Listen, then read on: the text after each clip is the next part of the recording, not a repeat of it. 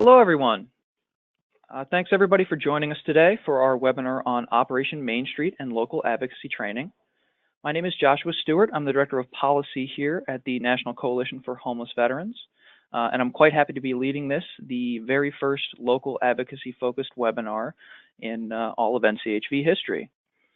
I'm joined today by Cindy Borden, who's our Director of TA, who I'm sure many, if not all of you know. She's helping me out a little bit because I'm not good at talking and doing anything else at the same time, basically walking and chewing bubble gum. So thanks to Cindy. I will say there's quite a few more of you than I was expecting today, so I'm really very happily surprised that there are this many people who are interested in the idea of Operation Main Street and advocating locally in general. So I need to start by saying thank you, all of you, for your interest and thank you for taking part. Just a couple of housekeeping items before we get really started today. First of all, as you'll probably have noticed by now, all of your microphones have been left off for today's webinar to cut down on background noise. With this many people, it's pretty impossible to figure out whose phone has got a ringback noise on it, if we get put on hold or muted. So we want to avoid that if at all possible. But being muted does not mean that I don't want to hear from you. I definitely do. If you have any questions or comments during the presentation, please type them into the chat dialog box you should see on your screen. We'll also be leaving a few minutes at the end to take care of questions that you may have or that may come up during the talk. Also, since we're talking about the chat dialogs screen, if I could direct your attention to that, there's a message there from Cindy talking about us getting started. And then above that, there's another one with a link. And that will take you to the Operation Main Street homepage, which I'll reference throughout the talk. So just if I say, oh, and if you go to the Operation Main Street page, you can pull that up and do a side-by-side with the slides, and we'll be all set. Okay, one more housekeeping thing. We are recording this webinar this afternoon. So if you miss something in your notes or you want to share it with someone, you want to go back and check it later, it will be available for review should you need it or should anybody you know need it, and I would encourage you to share it. So that's it for housekeeping stuff. Let's get right into the point of the call today. As I said, my name is Joshua Stewart, Director of Policy here at NCHV, and I tend to think that the most important part of my job is to inform Congress on what's going on in the field where you folks are, the field of veteran services and veteran programs, and try to convince them to support the efforts of you, our NCHV members across the country. For me, that means things like funding for programs like SSVF and GPD and HUD-VASH and HVRP. That means the creation of new programs or initiatives, the tweaking of existing programs so that they can actually, achieve the goals for which they were created. And in order to do all of that, my work with you folks, working with local service providers, is invaluable. It makes a huge difference to be able to, quote unquote, tag team a congressional office with a constituent service provider like you folks.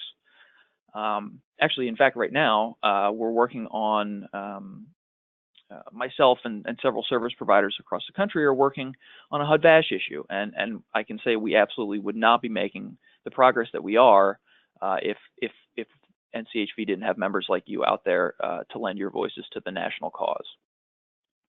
But one of the things I've been pushing for since I've been on staff here at NCHV, and that's been more than 4 years now, has been sort of the opposite of that. We are a national organization here at NCHV, and we can't be everywhere in every state. But luckily, we don't have to be because you all are already great advocates in your communities. But this initiative, this Operation Main Street initiative, is part of our effort to support your work in the ways that we can. And so today I want to try and help bring some lessons learned and some best practices from national advocacy into your communities. So I think that's enough intro. Let's jump into what we're going to go over today. And hopefully my slide will advance. There we go. So I think firstly, we want to talk about what is Operation Main Street, why are we making such a big deal about this, and why would you even want to be part of it? And I'll say the short answer is that Operation Main Street is a nationwide week of local advocacy on behalf of homeless veterans. And I think we can all see the utility in that. And so when I get into that a little bit later, I hope you'll agree with that statement. But that sort of begs the question, why in the world would you want to spend your time doing advocacy? You know, what is it? What does it mean on the local level as opposed to federal, which I think we're all a little bit more familiar with? And what could you, possibly achieve by taking time out of your schedule to do it? And then I want to really dig into what I'm calling topics, targets, and tactics. And this section is going to be the bulk of what I want to talk about today, and is where we will really sort of get into those best practices and lessons learned. I'll talk about how you can best work towards solving your local issues by involving the right elected officials and how to decide who that might be. Then we'll talk about some ground rules for good advocacy and how to best prepare for the meeting. And I'll be highlighting how important it is to think of the meeting as part of a wider strategy and not just an isolated hour where you're talking to someone. That's going to be talking about using press leverage, photos, social media, and local partner organizations to amplify the message you're carrying to your local elected. So I'll be putting a particular focus on traditional and social media, and the latter will be particularly important for Operation Main Street because hopefully, as you'll see, the campaign really relies on Facebook and Twitter and associated platforms to be successful on a national level. So the social media campaign I was just talking about is so important, and you'll see me referring to Operation Main Street as #OpMainStreet quite a lot. And we'll come back to that, but try to burn that hashtag into your mind there, Op Main Street. And if you don't know what a hashtag is, that's totally fine. We're going to go into that, and we'll also have we'll have a product for you in the coming days to help you walk through social media if you're not super familiar with it. But first, what is Operation Main Street? I said a little bit ago, it's a national week of local advocacy on behalf of homeless veterans. It's taking place this November 12th through the 18th, which is the week after Veterans Day. Operation Main Street, or #OpMainStreet, is the first ever NCHV-led national-wide advocacy push. So it's much like a Hill Day, which is what we talk about when members come to DC, maybe for our annual conference, to talk to their representatives and senators about veterans issues. Much like that, Operation Main Street is a grassroots advocacy program, but it's designed to bring the same idea back to the home front.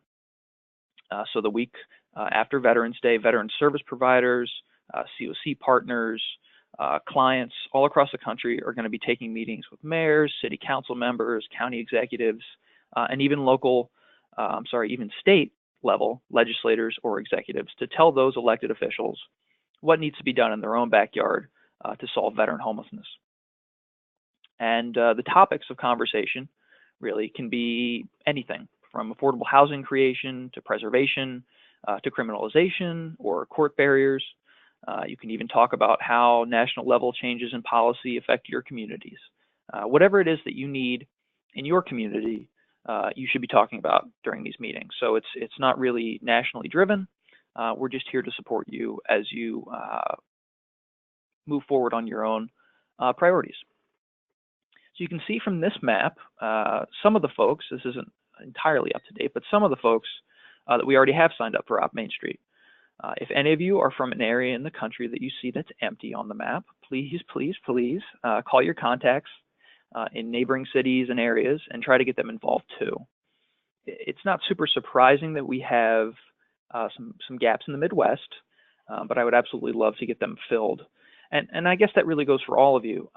Spreading the word about this to folks in other programs or nearby COCs would really, really be invaluable. And thanks in advance to anybody who wants to do that. And like I said at the opening, NCHV wanted to help support your local advocacy work as part of this initiative.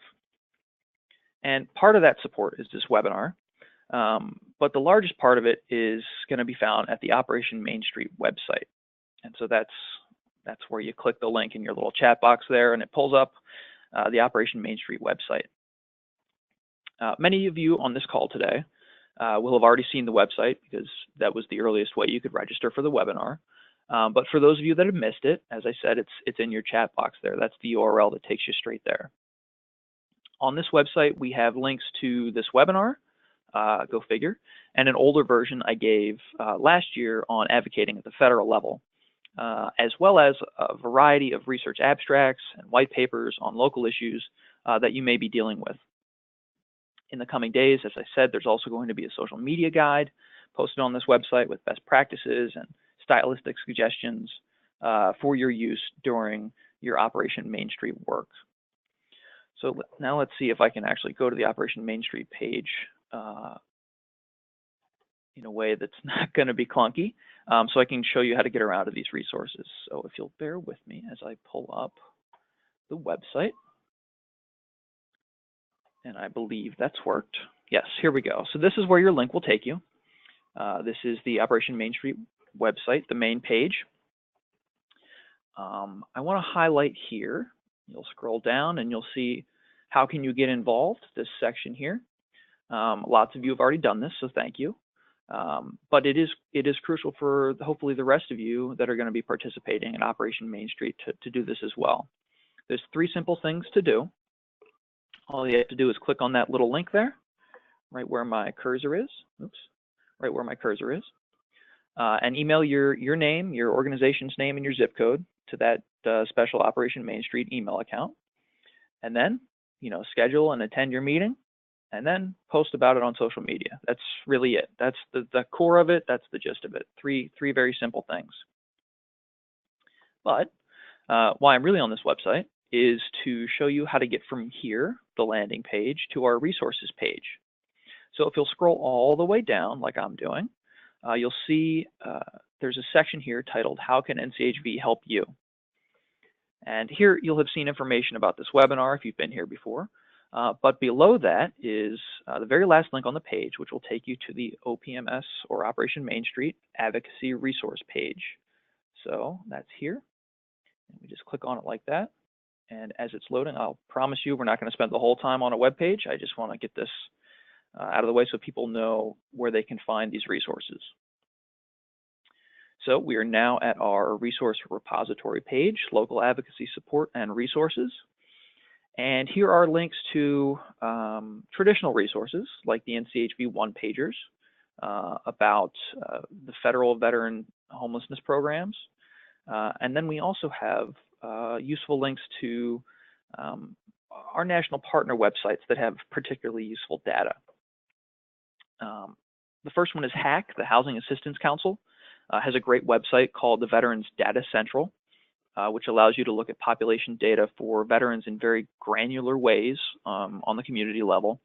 And if you're a data nerd like me, even if you don't use this resource for your advocacy, you should really check it out and play around with it for a while because it's a really cool resource.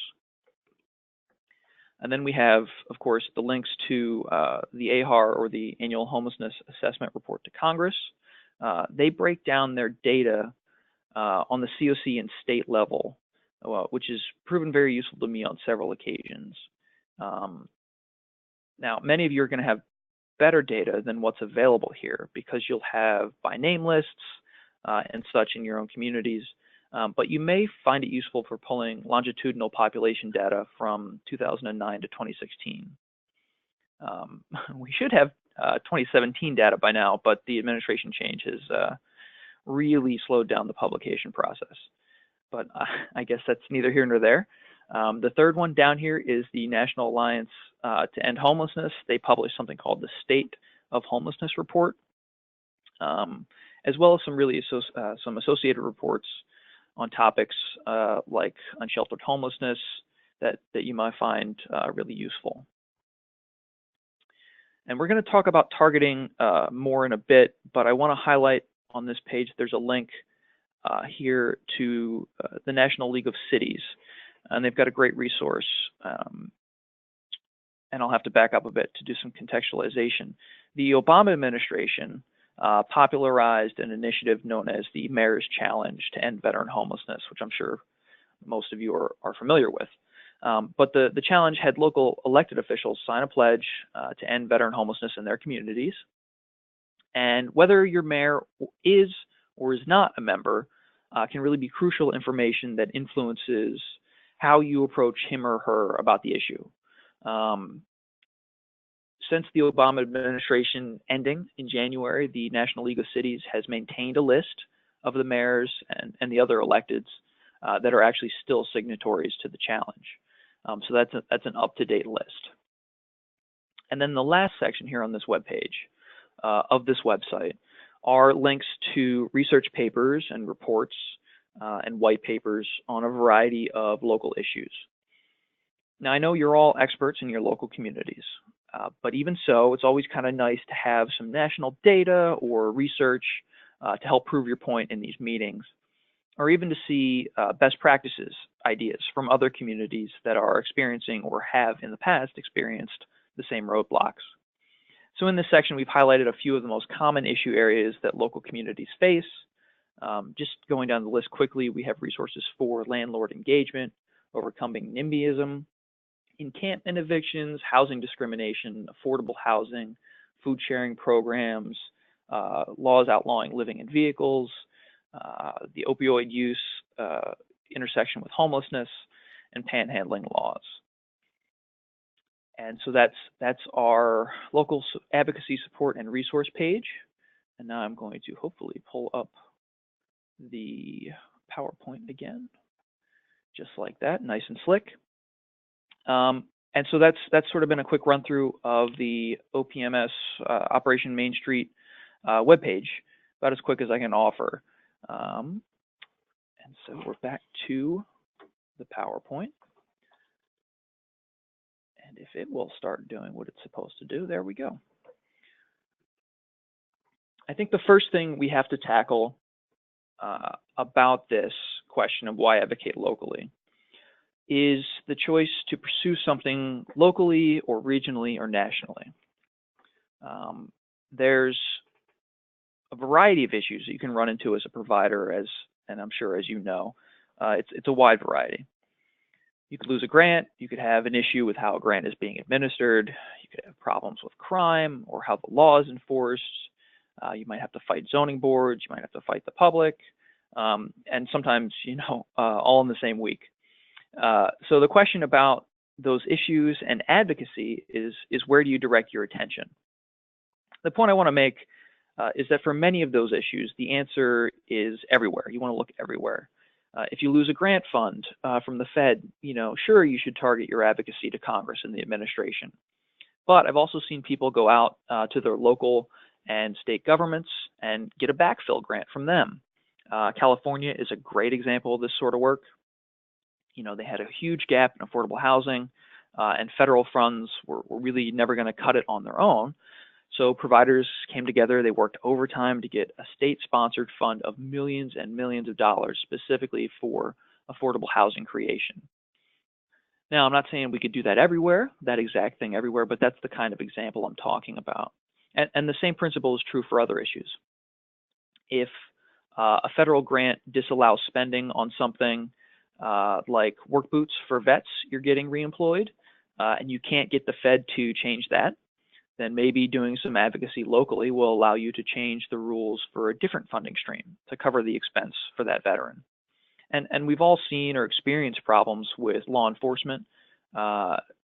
These problems get discussed by the nation at large. They're always in the news. But progress can be made locally by working with police departments and encouraging them towards training programs or joint activities. And those things can really move the needle for the vets in your area.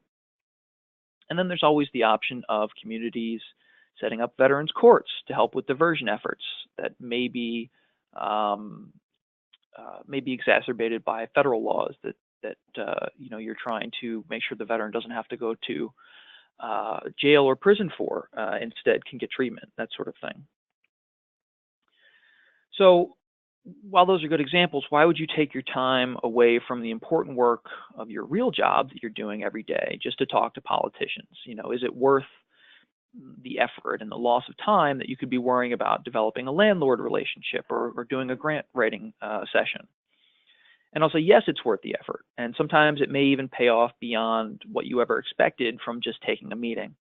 And there's two sides to the benefits coin when it comes with working with politicians, what's good for everyone, and what's good for you and your program. For you, your work will put you in contact with the staff of the elected official and maybe even the elected his or herself. A lot of the point of advocacy is relationship building, right? Once you know who to call for something and have a history with that person, the whole process of surmounting obstacles becomes easier, even if it never becomes easy. Of course, there's progress too, right? I mean, you may actually be able to solve an issue you're having in your community by taking these meetings, and that's really the big one. But there's finally, perhaps the hardest to define benefit is attention, right? A mayor or city councilor taking positive note of your program, very well may open doors for you. Whereas if an elected only hears about your program from residents who are unhappy about something, you're in a much different boat than if the elected recently came to your program and knows all the good work you do for vets. And then finally, there's the second side of this benefit coin, and this one is also hard to define. But I've italicized the word pressure because I think that's sort of the most important part.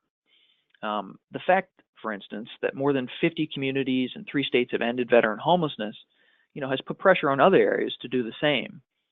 And so, by the same example, if you're able to start an exemplary training program for police or pass a set of exemplary reforms to anti-vagrancy laws, other communities will see that it is possible, and it may even push them over the edge to action in their own backyards.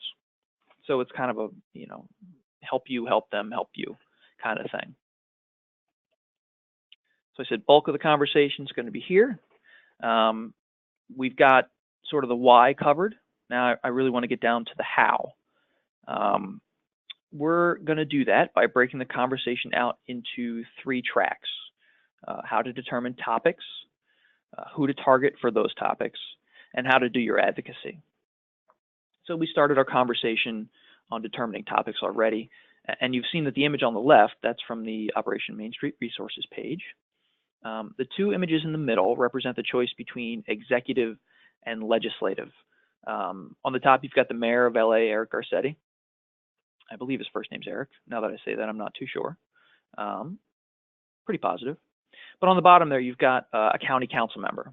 And I just used him, 1, because he's my council member, and it was easy. And 2, he's making an absolutely crazy face in that picture. And it was too much to pass up. So we're going to go ahead and go with him, Mr. Tom Hucker. On the right, though, you'll see 2 photos, and they're each from different approaches to advocacy, both of which are good, but one of which is better, and I'll get into that. On the top, you'll see then President Obama engaging in an activity at a shelter. And at the bottom, current Secretary Carson touring a facility. A lot of you are going to need zero help identifying the topic for your advocacy meeting.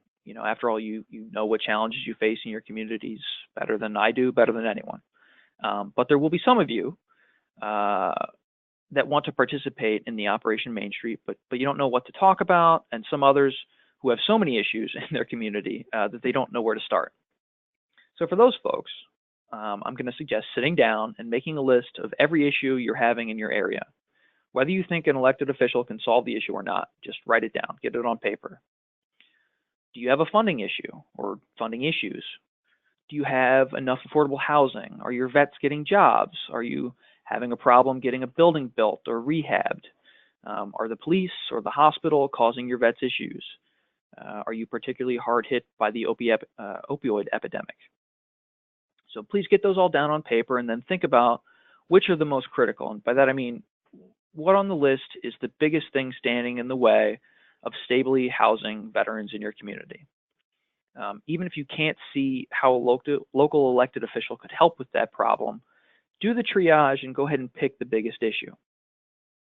And so once you've got that topic, I want you to go ahead and flick back on the image there to the right to the OPMS resource page and do some Googling around in addition. You're going to want to look for communities that had that problem but somehow made progress on it. You'll find as you do your reading that in almost every case that you're going to come across, in some way, a city councilor or a mayor stepped in to help, either through legislation or convening or pressure on a department or whatever else. Then think through a similar fix and see if that similar fix would work in your area and would solve your problem. And if it does, great. You've got your topic and your ask. If it wouldn't, start brainstorming on how that fix could be changed a little bit to achieve your goal. Eventually, you'll hit on it and you'll come upon what you're looking for, and you'll have a topic and you'll have an ask that way too. So then it comes to the question of who to talk to about the issue, which is going to tie very closely in with your ask that you just identified. Executives and legislative, right? So executives like mayors or city executives or governors will have the ability to change the way, to a certain extent, that local government offices handle issues. They may be able to ease a regulation or help with speeding up applications. Sometimes the best use of an executive is something less concrete, a convening. Business leaders and other local elected officials, really elected or not, love mayors. If you're having a problem finding landlords, for instance, who will accept HUD vouchers, a proven best practice is to enlist your mayor to hold a local engagement meeting. And what this is, landlords from all over your area sort of flock and sit down in a room with the mayor, and he or she will have a captive audience to talk about the benefits of the HUD VASH program. In most cases, those meetings end with a list of landlords signed up to take those HUD vouchers. Mayors tend to have sort of a cachet that local legislative elected officials just don't have. If you can get a mayor to spend just a little of their political capital on you, it really can go a long way. And so that isn't to say that just because they tend to have less cachet than executives, that local elected officials are worthless. Quite the contrary. Any substantive change to a local law will need to be proposed, supported, and passed by your local legislature. Now, whether that's a city or county council or even a state legislature, it doesn't matter. Big changes to the way that programs and laws work will need to go through these folks. When you're finding targets, I want you to keep in mind that while your biggest advocates very well may be those people who directly represent the area where your program is located, you probably serve a wider catchment area than just one municipality. And so this will be helpful if you're finding that your local city councilor just doesn't care about you or your issue, and that may happen. But if you know that you're the only veteran program or the only X program in 20, 25, 100 miles, someone who represents the next district over may be interested in the issue. And that ties in with the point there, past actions or interests of these elected officials. Maybe the person in the neighboring district is a veteran, or maybe they used to be a social worker, or maybe they sponsored a bill years ago that addressed homelessness or poverty. If you can just do some basic research on the folks in your area that you have overlap with, you may be surprised at who you have as a potential ally. My personal motto when going into an office sort of blind for the first time is that NBC public service announcement, the more you know, with the star and the rainbow. The weirdest, most seemingly useless piece of trivia about a member or an elected or his family has actually made me, or actually helped me make a connection with a staffer on more than one occasion. It can never hurt to know more. That's what I'm saying. In fact, once during one of these searches, I found that a wife of a member from the House of Representatives had recently been visiting an archaeological dig run by their home university. And so I mentioned casually in the meeting with the staff that I had gone to school for archaeology, and I had seen that the boss's wife had, yada, yada. And it sparked this whole conversation about the topic and about the member and his wife. And that member later became a committed advocate for our issue and wrote letters on our behalf. And I'm not saying that, the one small connection turned this guy into an ally, but it certainly contributed to the relationship building with his staff, which in turn definitely did help move the needle to making that member an ally. And that's looping back again to how important relationship building is to this whole advocacy thing. Last thing to consider is their positions, leadership or committee or not. When you have a number, again, when you have a number of overlapping potential targets and you've got limited time, it's always better to go to someone with a vested interest in the topic.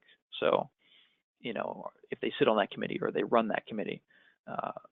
And that's both because they're naturally going to care more in all likelihood, and because they are in a position to do something about it. So if you're like, I can take one meeting, I've got 3 potentials, but one of the meetings is with the city councilor who runs your human services committee, that's your guy.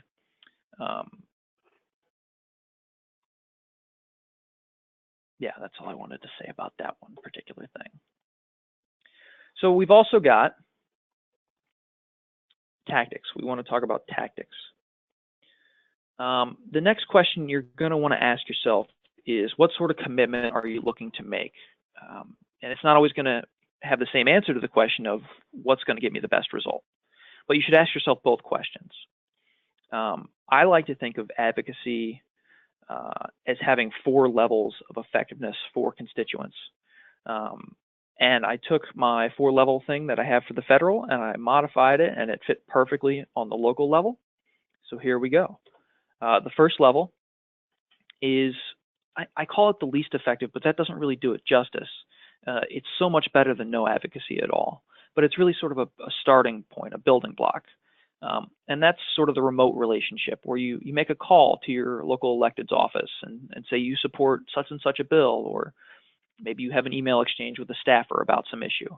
And that's great. And of course, as I said, it's a crucial first step. But if you leave your effort there, you're never going to develop that kind of close working relationship that's going to benefit both you and your program and the elected's office. So it's important to move on even to this second level, which is kind of superficial, where you speak to an elected for maybe all of 2 minutes, right? You do a meet and greet. Maybe you bump into him or bump into her at a community event and say, who you are and what you do, and you pass off a card. Again, it's a great step, but there has to be follow-up to maximize your return, or that person's never going to think twice about you again, except in maybe an extreme circumstance where something comes up and he needs to talk to the local shelter or the local transitional housing or the local food bank, etc. Next level up, the third level, is an in-person meeting at the elected's office. And this is a very good chance to have the person's ear on your issue and be able to talk substance. Of course, it's also a great opportunity to take a photo with the elected that is going to be great for you and your organization and great for the elected. I can't push photos enough, and we'll come back to that. But the only thing better than a visit to their office would be getting them, that elected, to come out to your program to see what it is you're talking to them about. This is great. Not only is it a great way to get their ear of the elected, for a long period of time, 30 minutes, maybe even an hour, but also a great way to get them to really feel the issue and maybe emotionally connect to it. If they internalize it, they're much more likely to support and maybe even lead on these issues in the future. The best congressional partners that we work with have always got a story about a veteran that they met at a shelter or a supportive housing complex that either inspired them or reminded them of a relative, right? Getting this elected person to make the decisions, getting this elected official making the decisions to feel an issue in a very personal way is a priceless tool. Additionally, there's all kinds of good press to be had when an elected comes around to visit. Pictures and column inches about your project end up in regional papers and local TV, and that's usually helped along by the press offices of the person who's visiting you. So it's even not that much work on your end. While we're on this slide with all these pictures, I want to highlight 2 last things on this slide. One is that a combination of these approaches is almost always best, right? While the goal is to get the personal attention of the elected and get him out or her out to your program, all the real work will probably go on with his or her staff, most likely. So while you tell the elected in general about your program or your issue, the specifics of why you have this problem and exactly what needs to be done to fix it will most likely be handled on a follow-up call with his or her staff. So bear that in mind. I also want to point out that there are different kinds of site visits, right? So on the left here on Good Start, we've got a very old picture of a meet and greet receiving line, I think with Harry Truman. And then Office of the Mayor is a visit to the office. The merely okay kind, that's the merely okay kind, right? The guided tour and the grip and grin in the middle there with Carson. That's merely okay, right? You bring the guy to your building, you give him a tour, you show him, a model room and the kitchen and maybe some programmatic areas, and then he shakes hands and smiles and meets residents that are walking around, and that's very good. It's better than the other steps, and it's great press. But there's a next level that you can achieve beyond that. If you look at the three photos on the right, on the top there, you can see Senator Murray of Washington, and then on the bottom, President Obama engaging in activities at a site visit. You want to get a principal to do something hands-on that relates to your mission. If you run a transitional housing program, get the principal to help serve a meal maybe. If you have permanent housing, like this picture of Senator Murray, get them to sit down for coffee with a resident for longer than a minute to have a real conversation about their experiences. And to be fair, Senator Murray has always been one of our biggest advocates, if not our biggest advocate. But after that conversation in the photo there with that gentleman, she got the whole field millions of dollars worth of HUD-VASH vouchers and case management money that we were projecting that year not to get. I'm not saying she wouldn't have done it without that visit, but these things really make a difference. And what I'm trying to say, I guess, is for the best possible thing. You want to have a site visit, but you also want to reach for an involved visit with an engaging activity. Stand downs are a great one, right? They can help pack care packages or help with sign-ins, that sort of thing, right? I mean, getting them to physically do something, it helps. And it helps if the activity is looks good on camera, right? The Obama pictures are just camera gold. So that's what you're shooting for. So scheduling, and I don't want to spend too much time on scheduling, but I do want to mention, if you're making your first contact around this sort of thing, just some quick stuff, some quick text that might help you, it might help guide your conversation. So obviously you want to start with, I live and work in whatever. You're identifying that you're a constituent. You're identifying that your program is in their neck of the woods. And then you want to talk about your program. My organization houses the homeless, including veterans, and we've been around for 25 years, and et cetera. Then you want to just put in that you're taking part in a National Week of Advocacy, and you'd like to speak to whoever sometime during that week. And this is great to give them flexibility because they have very tight windows of availability sometimes. And then, you want to make that over-the-top thing. We'd be happy to visit your office that week, but it'd be even better if, the council member could come see our program. Always want to be shooting for the stars there. Now, of course, if you already have a relationship with an elected office, you don't need to do this. You can just work your contacts. But my advice to you in that situation would be to think about using this program visit you're shooting for to give the elected official an award or a plaque. Just a little plaque, maybe set you back $30, but it's something that the elected can put in their office and brag about. It will generate a press release, most likely, and it will be a constant reminder of your program and the issue in their office.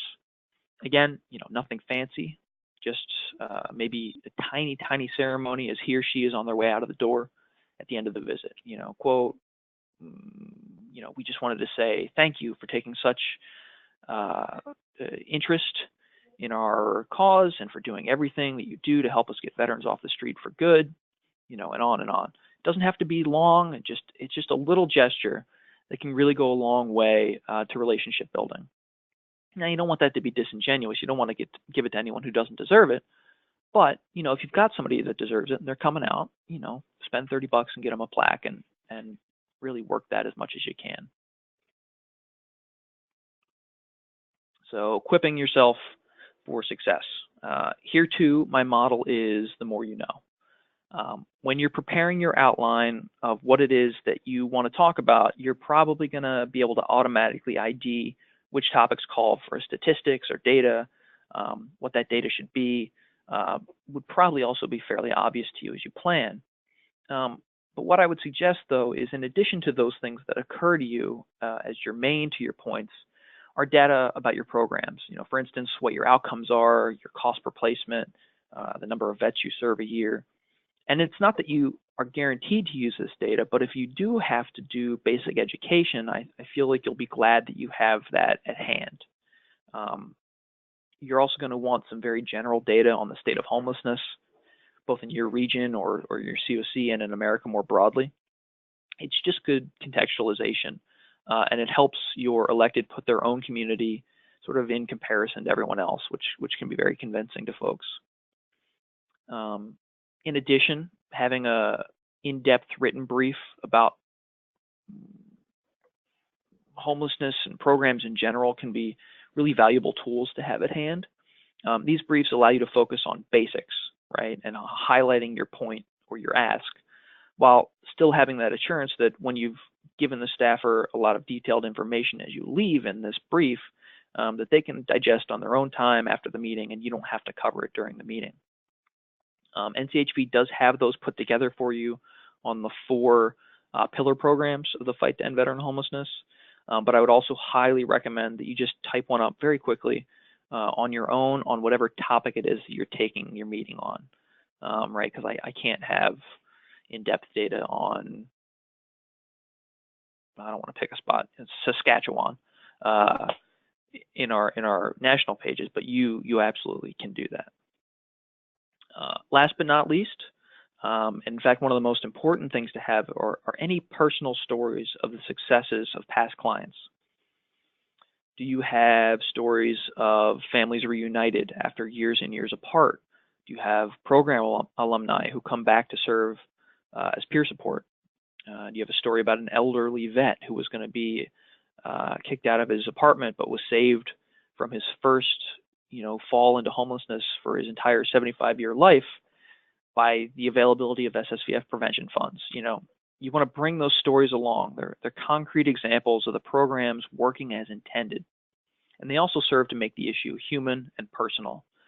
They take these faceless questions of policy and funding and they give them meaning, and that's what we're looking for. Clear delineation of problem and clear ask. That's, I feel, fairly self-explanatory. You don't want to go into a place and just complain. You need to have a suggestion for how to fix your problem. 5-10 minutes of prep work beforehand to just have, in your head 2 or 3 sentences very clearly delineating your problem that you can start with, and then, fill in nooks and crannies of detail when they ask you questions. But just having that nugget of, I know this is what I'm going to say, I know this is what I'm going to ask for, can really help put you on the correct footing. Promotional materials, invitation to events, etc. If you're having an open house or a gala, make sure to take those. Even if they don't go, it's nice for them to see. First of all, everybody likes to be asked, but also it's nice for them to see what you're doing in the community. And I'm hoping we're going to have enough time for questions, but this is taking a bit longer than I thought it would.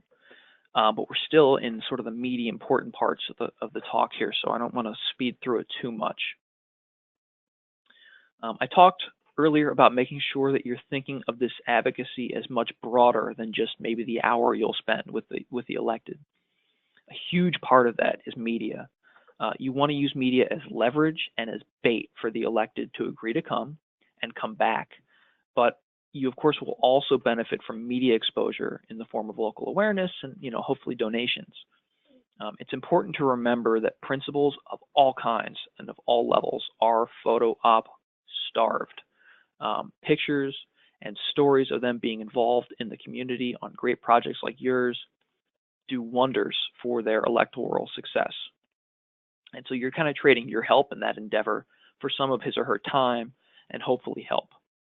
I want you to think of traditional media outlets like local papers and TV or radio stations, but I would also encourage you to think about volunteer papers and organizations in your areas that have newsletters, right? Like veteran service organizations, American Legion, VFW.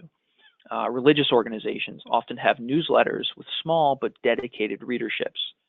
If you can find someone from those organizations that maybe you work with on other things to come to your event with a camera and a willingness to put it into their newsletter, you can really increase your coverage potential. Even more important than getting media interested, and I mean this, even more important than getting media interested is informing the elected's office when you invite him or her that press have been invited. The more the merrier in this regard. Because even a staffer who is a terrible politico is going to light up at the thought of cameras on their boss at a homeless program. And you've got to use that to your advantage. So you want to do outreach to the press first, say, hey, we're thinking about doing this event, we're inviting them, and then reach out to the principal's office and say, hey, would you come over, this week, we've invited this press. And then if the principal's office says yes, you go back to the press and say, we got a confirmation, send your people out. That's sort of the order: press, principal, press again. I'm a little off topic now. Where was I? So NCHV would never, ever, ever want to step on your toes in your own media relations. But I do have to put an ask in, a plug, that if you can find a way to fit a mention of Operation Main Street into your interview, that would be great. And that's not self-promotion. That's the idea of we're looking for as much local press coverage as of the initiative as possible, because that too will spread, right, the message beyond the elected that you met with. So we're looking for that, as well as what I'll talk about in a little bit, which is social media. We all know that traditional media isn't the only game in town anymore. And since we're talking about newsletters with smaller readership, remember that many neighborhoods in cities now have their own blogs that residents read. And that's fine, but more importantly, those blog posts end up on Google results for elected positions that they're talking about, right? So if you have a person come out and visit, their new Google search results will say so-and-so was at such and such program, and that's great for them, and they love that. Those posts are also very, quote unquote, shareable on Facebook and Twitter, and they make their rounds in those neighborhoods that way. And that's something that people are looking for. Most crucially to Operation Main Street is the use of your own organization's Facebook or Twitter accounts, or both. Please, please, please share posts about your meeting on these platforms using the hashtag OP Main Street, all one word. And remember that a photo is worth 1,000 words. If you're not sharing your posts with that hashtag, we here at NCHV won't be able to see them and then share them ourselves with our national networks. We want to share everybody's. So if we don't see you on the hashtag, we're going to miss you. And if this initiative is going to work and have the impact that we want, then we sort of need all of your help getting stories and pictures to share. The other thing to note about social media is that you should pre-plan your sharing networks ahead of the meeting. So again, look to your local VSOs, your local veteran service organizations, maybe your local churches, but also other service providers in your area. Contact them before the meeting and say, hey, will you share our social media posts about this meeting on this day? And expanding the reach of the post is the goal. But I found that this is it's no cost, it's a low effort ask of partners that many are very willing to do, because it literally costs them nothing. All they have to do is press essentially one button. So many people are willing to do that, and it's got a huge knock-on effect as far as how many people it can reach. As I said a little bit earlier, there's going to be a social media toolkit coming in the next few days for you to learn more about hashtags, etc. if you're new to the medium. And we'll also include some style suggestions, which you may choose to use in your own posts or may not. Whether you do or don't doesn't matter as much as posting something. We're going for volume, and your help is critical. And please remember, photos, photos, photos. So you've set the meeting. You've got all your data ready to go. You've got your leave behinds all printed out. You've ID'd a really impactful success story to tell, and you're ready to go to the meeting. So let me leave you with some last tips and tricks for success to get you through that meeting with flying colors. Before you get there, you should know the level of support to expect before you go in.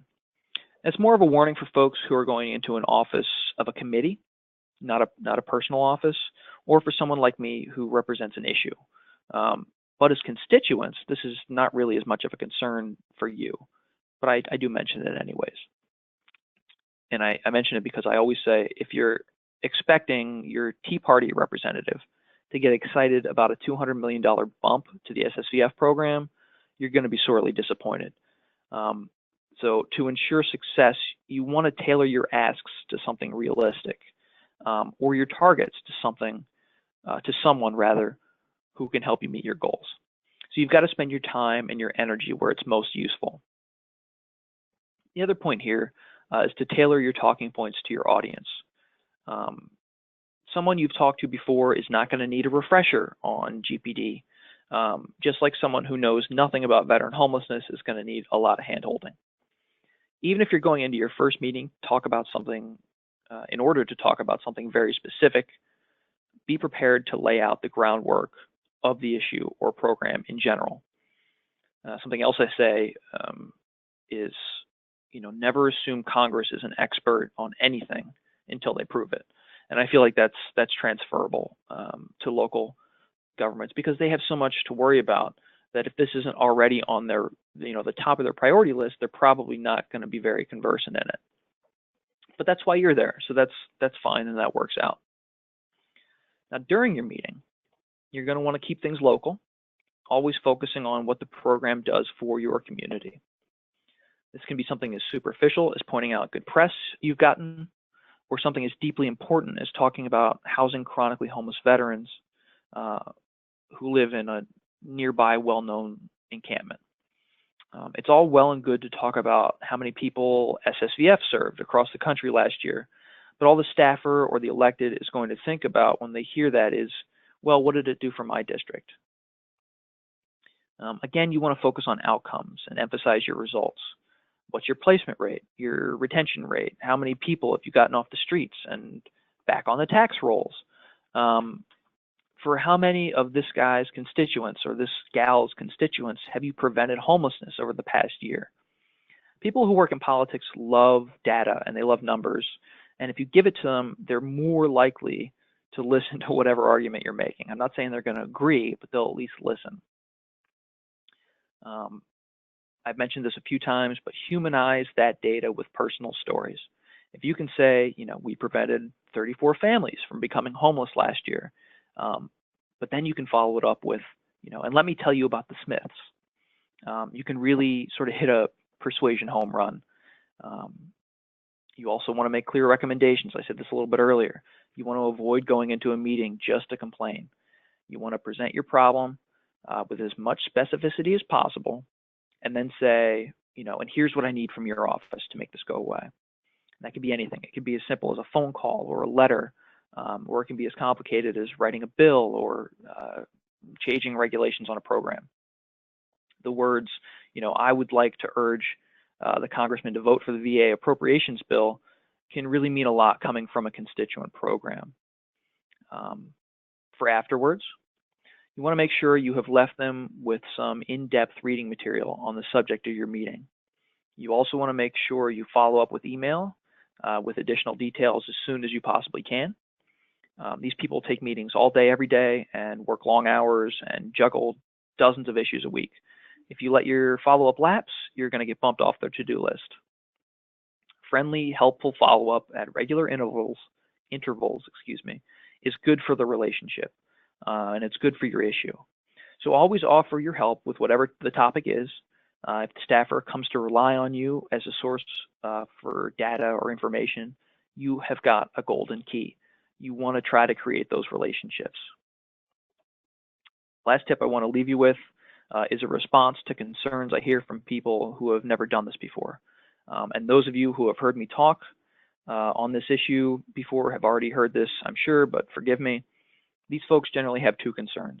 The first is that they can't imagine how the government wants to hear from them. And I think I addressed that earlier when I highlighted how important constituents are to elected offices. But the second is that these first-time advocates usually are worried that they won't be knowledgeable enough about something and that maybe they aren't cut out for doing this. If we set aside for a moment that you folks are experts in this work and are really the best people to represent homeless veterans because of that, we can focus on the fact that if you don't know something, it's kind of the best thing in the world, because that allows you to say, you know, I actually don't have an answer for that. Let me find out and follow up with you. And that ties into what I was just saying about becoming that staffer's go-to person for local data and information. That sentence is a relationship builder, and it's a built-in excuse to follow up after the meeting. And, you know, you better hope you don't know the answer to a question is all I can say. I'll end with a reminder to please follow the link in your chat box to the Operation Main Street website and sign up for your participation there, and to check out the resources page. We've only got about 2 minutes left, so I'm afraid that's all I'm going to have for you today. I promise it'll be a little bit shorter next time. I'll tell you what, though, there's an email on the page there, opmainstreet@nchv.org, opmainstreet@nchv.org. If you've got a question, go ahead and send it there, and I will do some follow-up as soon as I possibly can. And I'll tell you what, I guess that's it. Thank you all so much for attending today's webinar. I hope you found it informative and useful. As I said, I hope you'll sign up for that OPMS link in the chat box there, and I urge you to take what you've learned today, hopefully you've learned something today, and set up a meeting to advocate on behalf of homeless vets in your area.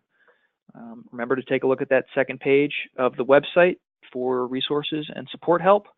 And yeah, thanks again so much, all of you, for being available, being interested, and for helping to share the load. So I hope you all have a great day. Bye-bye.